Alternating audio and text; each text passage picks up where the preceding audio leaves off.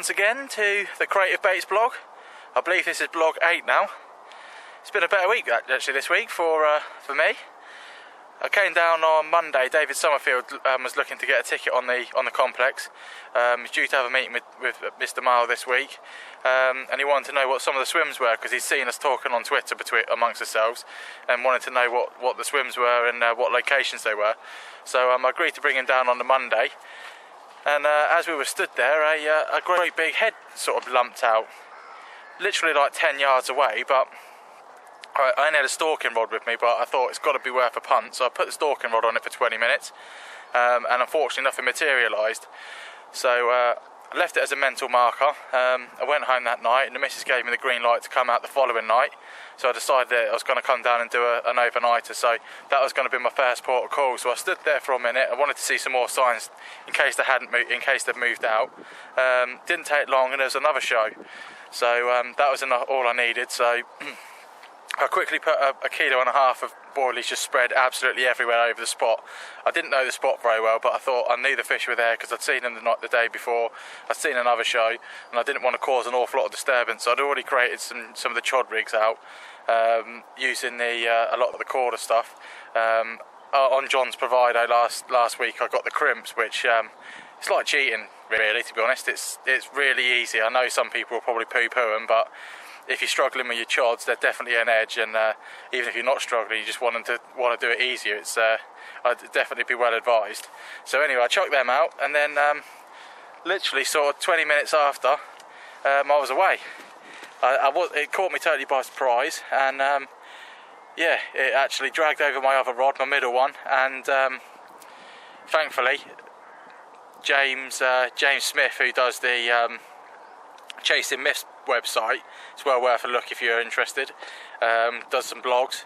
His mate Pete came down, and thankfully he helped me out by reeling the middle rod in, and then the fish came in pretty easy after that, which is, I had this one at £19 14 ounces, so I was well chuffed with that. And then literally I put the other two rods out, literally sorting that rod out because it obviously straightened the chod rig out. I hadn't even put the bobbin on, and the middle rod was away. It felt a lot bigger, and with only having to steer it around the one rod this time, I got it in quite quickly. I also made a new friend who helped me net it, and yeah, I managed a repeat capture of shoulders at £33 4 ounces. Covered in leeches, so they've obviously been held up somewhere over winter, which came as no surprise seeing as I was here trying to feed them. But yeah, real nice way to start my campaign on here after a couple of blanks, and obviously filling it in, so chuffed to bits. Anyway, on to the session now. Unfortunately I didn't get any footage of that because I was on my own, and I was a bit like a rabbit in headlights. It caught me by so much of a surprise, and the excitement after, because I spent so long on here chasing them over winter with nothing. The excitement was got too much for me on the first run, and then obviously I didn't even have time to compose myself on the second one, especially when I found out it was a 30. So yeah, on to the next session. It's now Thursday. Come down with John. We're down Thursday to Saturday morning, and yeah, we're pretty confident of a bite or two. Rob's joining us tomorrow. We've got the island to ourselves, so 3 spots on the island. Looks like he might even have a bite now. Yeah, I think he's in. I'm going to switch it off and turn it on to him.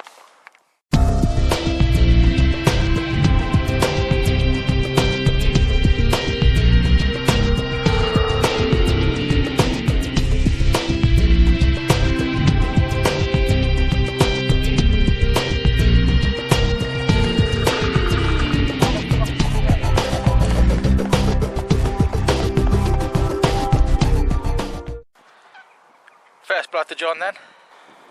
Stunning tench. Ripped off though, to be fair, so oh well. Signs. Catch one, you can catch them all.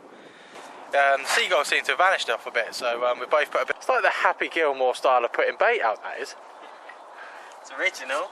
Bit of bait out, so with the warm wind pushing on our face, things are southwesterly, looking quite good.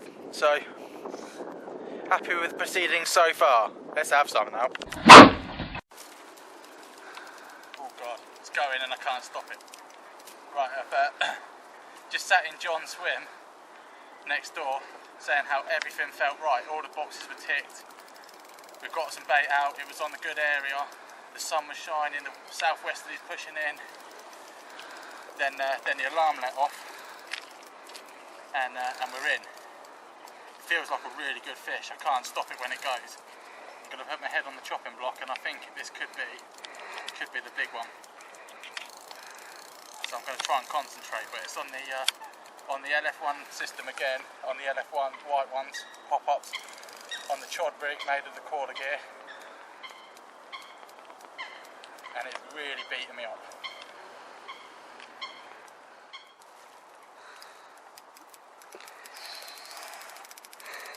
Squeaky bum time this. Happy days, concentrate Mark. Oh, it's going. Just let it go, just let it go. Thankfully the weed's not up, so. Was this one of your original cribs?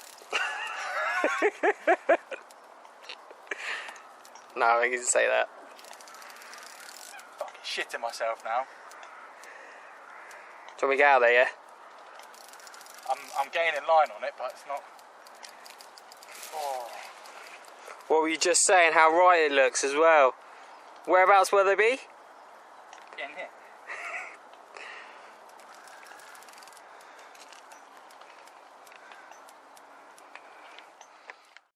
Well, this is the part where I should be holding up a massive fish, but sadly, not on this occasion. I sent John out to go and net it for me. It got caught up in some weed, and I tried to get it above the weed, even though John said sort of come in, play it out, do the right thing. I got a bit excited, a bit ahead of myself. I thought it was there for the taking, and as he was going out to sort of try and stab at it while I was trying to yank it through the weed towards him, I got the dreaded hook pull, so it's my own stupid fault.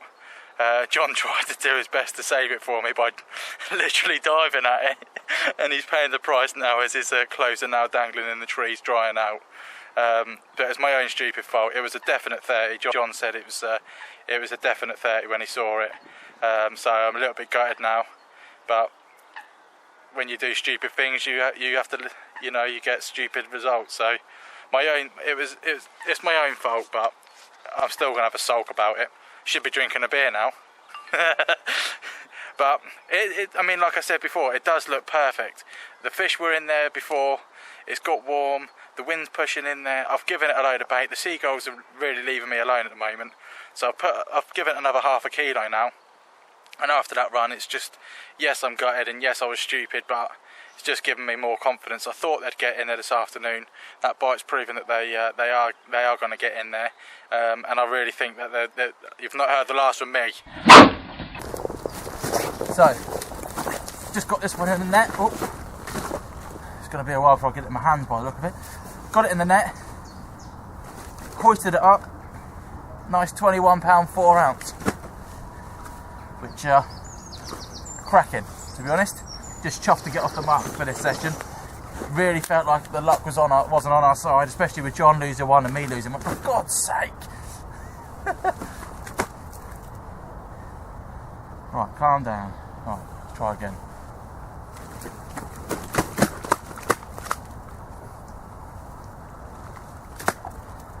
You came in fucking quick, didn't you? As you can see, there's a lot of water already in the sling, so don't need to worry too much about wetting it down, because it holds a lot of water.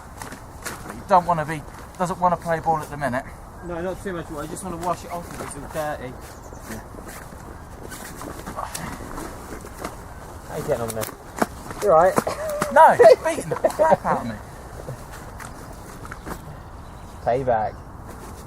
Three. Right, here we go. It doesn't look far off the one. We fell again to the chod rig.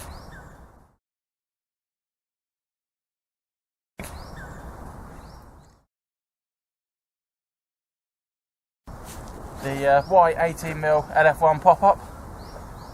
You want to pull your hat out, guys? Yeah, and a hell of a lot of... thanks, John. He does my makeup as well. And a hell of a lot of... LF1... Oh, yeah, thanks. Yeah, you're lovely. And a hell of a lot of LF1 over the top.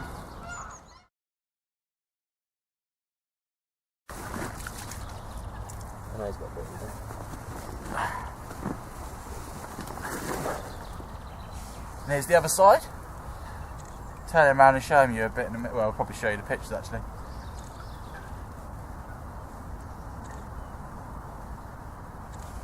Yeah! Yeah, got it. Right, £21, 4 ounces off the mark. Let's get him back so he can get another one out. Boom. Hi, I'm John. I'm fishing with Mark today. He's on the left hand side of the island. I'm on the point of the island. Not so good so far. I've had 2 tench. He's had a carp this morning though. I think it was about £20. I'm sure we'll go through that and show you a picture. It's looking really good now. Last night was horrible. It was cold. Wind blowing in the bivvy was freezing. But now the wind seems to have changed. It's looking really, really carpy. We've got quite a nice bit of bait out there already, so I don't think we'll have to do much more with that. We're back down here for another night. Got to leave tomorrow morning, which is Saturday morning. It's quite a hot swim I'm in as well, so no doubt someone will get in here straight afterwards. But no, it looks really good for a bite now. I lost one this morning, just a hook pull. It just went really. It was on. It always feels like a good fish, but no. So I'm pretty gutted. But I was pleased to see Mark had one, and with the chaos that happened yesterday, we managed to get that one in nicely. So yeah, looking good, and hopefully have another fish to report later on.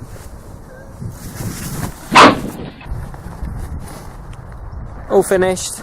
Packing up now. Have to work tomorrow, and Mark has to do some stuff with his girlfriend, wife.